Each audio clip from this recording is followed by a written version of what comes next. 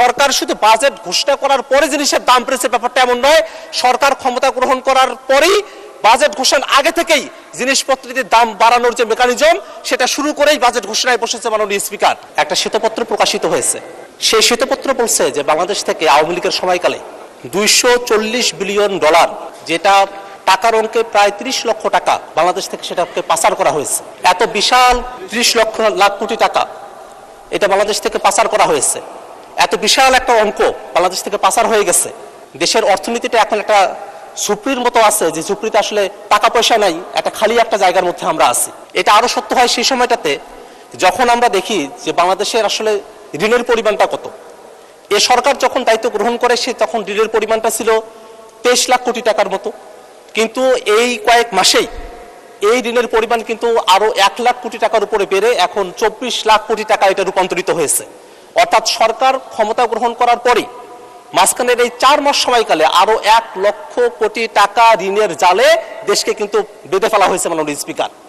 আমরা যদি খেলাপি ঋণের দিকে তাকাই, আমাদের লাখ লাখ টাকা এটা খেলাপি ঋণের মধ্যে আছে। এমনকি এই অবস্থা হয়ে আছে যে আমাদের এই সংসদের 2 জন সংসদ সদস্য তারা এখনো পর্যন্ত শপথ গ্রহণ করতে পারেন নাই, কারণ তারা এখনো পর্যন্ত কোর্টে এই খেলাপি ঋণের ইস্যুর মধ্যে তারা আটকে আছেন।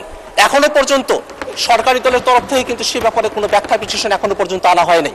প্রতি সপ্তাহে সর্বোচ্চবার বিকাশ পেমেন্টে 50 জন হবেন পেমেন্ট চ্যাম্পিয়ন। জিতে নিন টিভি সহ আকর্ষণীয় সব প্রাইজ। অর্থাৎ এই খেলাপি ঋণের যে বিষয়টা সেটা আমাদের অর্থনীতিকে একেবারে পঙ্গু অবস্থায় নিয়ে গেছে। আমরা আমাদের মূল্যস্ফীতি মুদ্রাস্ফীতির যদি দিকে তাকাই, এটা 2 অঙ্কের ঘরে আছে, 10% কাছাকাছি। আমরা আমাদের জিডিপির দিকে যদি তাকাই, আমাদের জিডিপি এটা 4% একটুখানি বেশি অবস্থায় আছে প্রবৃদ্ধির হার। এমন একটা অবস্থায় আমরা এসে আমাদের এই বাজেটটা ঘোষণা করছি, যে সময়টাতে আমরা বলছি যে বাজেটটা ঘোষণা হওয়ার পরে জিনিসপত্রের দাম বাড়ে নাই, যেটা সরকারি দলের দাবি। কিন্তু বাস্তবতা হলো এই বাজেটটা ঘোষণা করার আগেই সরকার তার এই 3 মাসের সময়কালের মধ্যেই 2 দফায় তারা বিদ্যুৎ এবং জ্বালানির দাম তারা বৃদ্ধি করেছেন। এবং যখন বিদ্যুৎ এবং জ্বালানির দাম বৃদ্ধি করা হয়, পাশাপাশি এই জিনিসটা পরিবহন সেক্টরে যেমন প্রভাব ফেলে, তেমনি করে উৎপাদনের ব্যয় বৃদ্ধি করে সমস্ত জিনিসপত্র দিতে দামগুলো বৃদ্ধি হয়ে যায় মাননীয় স্পিকার। অর্থাৎ সরকার শুধু বাজেট ঘোষণা করার পরে জিনিসের দাম বেড়েছে ব্যাপারটা এমন নয়। সরকার ক্ষমতা গ্রহণ করার পরেই বাজেট ঘোষণার আগে থেকেই জিনিসপত্রের দাম বাড়ানোর যে মেকানিজম সেটা শুরু করেই বাজেট ঘোষণায় বসেছে মাননীয় স্পিকার।